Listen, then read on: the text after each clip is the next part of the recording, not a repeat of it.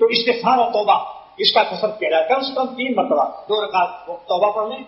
پھر پڑھ لیں، پھر پڑھ لیں 3 دفعہ، تاکہ 3 عربی میں جمع کا ہوتا ہے۔ اور اللہ تعالیٰ سے تھوڑا سا یہ بھی کہنا ہے اللہ آئندہ نہیں کریں گے، ارادہ کر لیجیے آپ، بس اللہ کے یہاں قبول ہے۔ پھر اگر شیطان کہے دیکھو تم پکے آپ کے ارادہ والے نہیں ہو، تم توڑو گے، تو شیطان سے کہہ دو ہم توڑنے کا ارادہ نہیں کرتے، اگر ٹوٹے گا دیکھا جائے گا، پھر اللہ کا دروازہ بند نہیں توبہ کا، توبہ کا دروازہ کب بند ہوگا؟ جبکہ سکرات کا عالم آ جائے گا، غرغرات شروع ہوگا، آنکھ اوپر ہو جائے گی، موت کی بے ہوشی جب آئے گی، پھر توبہ قبول نہیں، یا مغرب کی طرف سے سورج نکلنے لگے، قیامت کا وقت آ جائے۔ لیکن ابھی توبہ شیطان کو جواب دے دو کہ اگر غلطی ہوگی تو توبہ کا دروازہ بند نہیں ہے، میں اپنے رب سے پھر گڑ گڑا کر ان کو راضی کروں۔ سنو اس پر شعر ایک اللہ والے کا،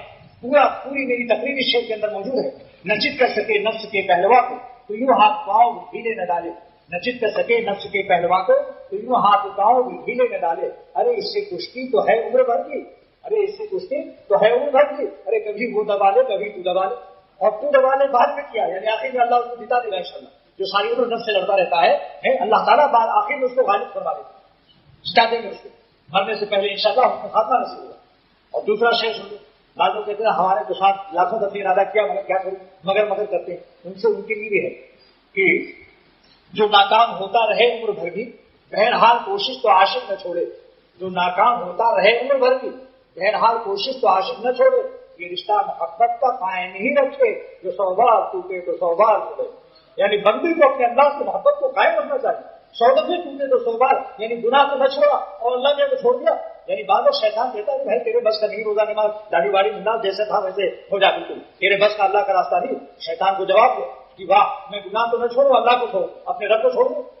اس لیے دیکھو دوستو، حضرت تھانوی رحمۃ اللہ علیہ فرماتے ہیں کہ میں جامع العلوم کانپور میں بیت الخلا میں تھا، تو اس گلی میں 2 آدمی آپس میں بات کر رہے تھے کہ فلاں آدمی سے میں نے کہا کہ تم نماز پڑھا کرو، ہم نے سینکڑوں سے کہا وہ نماز نہیں اس نے پڑھی، لہٰذا میں عاجز ہو کر میں نے چھوڑ دیا کہنا۔ تو دوسرے نے کہا کہ اس نے تو برائی نہیں چھوڑی، آپ نے بھلائی کیوں چھوڑ دی؟ آپ کہتے رہیے، آپ نیک کام کرتے رہیے، ہمیشہ کہتے رہیے، کیونکہ کبھی زیادہ کہنے سے اثر ہوتا ہے۔ چانچہ مولانا شبیر علی تھانوی نے مجھ سے فرمایا، نازم آباد 4 نمبر میں رہتے ہیں مولانا شبیر علی تھانوی،